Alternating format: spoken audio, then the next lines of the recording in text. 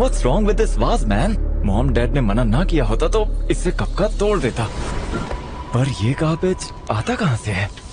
औषधि भी तो अब समाप्त हो चुकी है। अब आपकी इस पीड़ा का इलाज कैसे करेंगे? जिस पीड़ा से हमारे लोग गुजर रहे हैं उसके आगे हमारी पीड़ा कुछ भी नहीं है।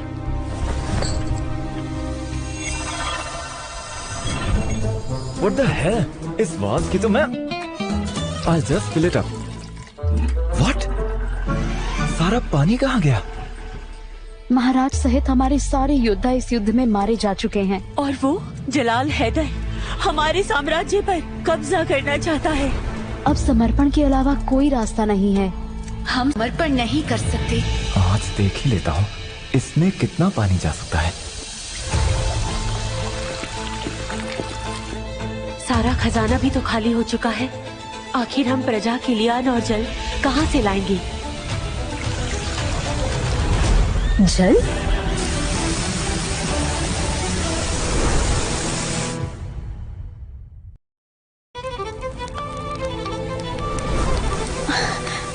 जल जल आ रहा है।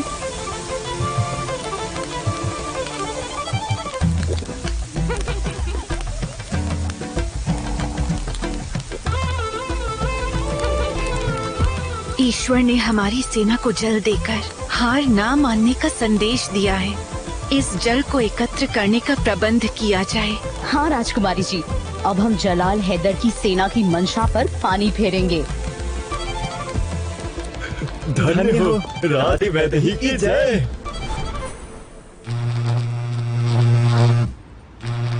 हेलो, आज आपके फ्लैट का वाटर यूसेज 15 टैंकर से ज्यादा रिकॉर्ड हुआ है। क्या कोई पाइप लीक हो रहा है? What? 15 tankers?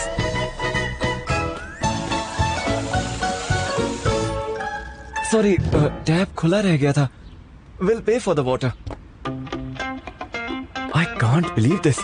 इतना पानी खत्म हो गया and this stupid vase is still empty. How? पानी के अलावा और क्या क्या जा सकता है इसमें?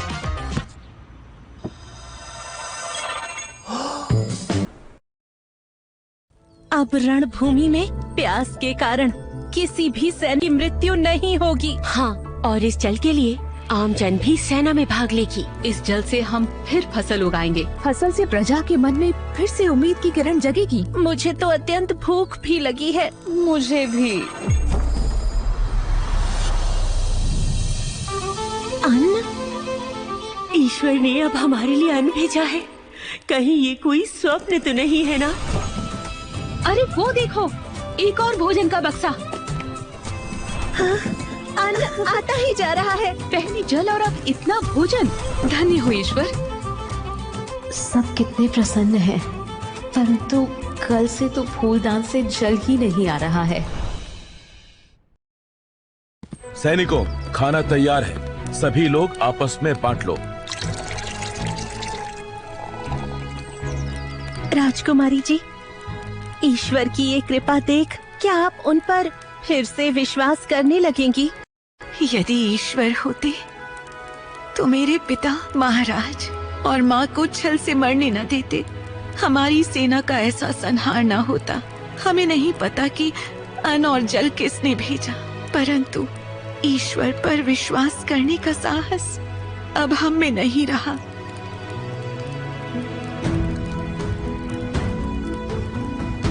हमारे लिए ये कलश आशा की एक किरण बन के आया है। इसीलिए हम इसी से प्रार्थना करते हैं कि ये हमारे राज्य की रक्षा करे। वज्र साम्राज्य अकाल से जूझ रहा है।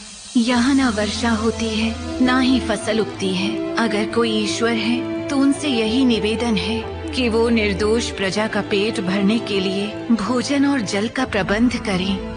भगवान हमारी प्रार्थना अवश्य सुनेंगे।